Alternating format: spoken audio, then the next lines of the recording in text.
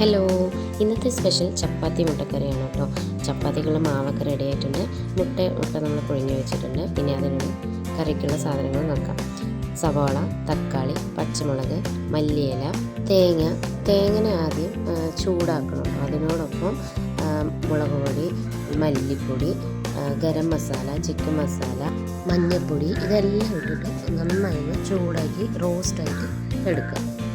റോസ്റ്റായി വരുമ്പോഴത്തേക്കും നമുക്ക് സവാള, തക്കാളി, പച്ചമുളക് ഇതെല്ലാം ഇട്ടിട്ട് നന്നായി വഴറ്റിയെടുക്കുക. ആദ്യം എണ്ണ ഒഴിച്ച് അതിൽ കുറച്ച് കടുകും കുറച്ച് ജീരകവും ഇടാം.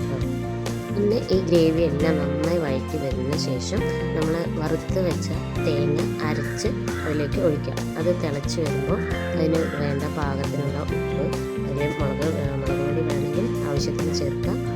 മല്ലിയില ഇട്ട് അവസാനിപ്പിക്കാം. അപ്പോൾ നമ്മുടെ മുട്ടക്കറി റെഡിയാണ് കേട്ടോ.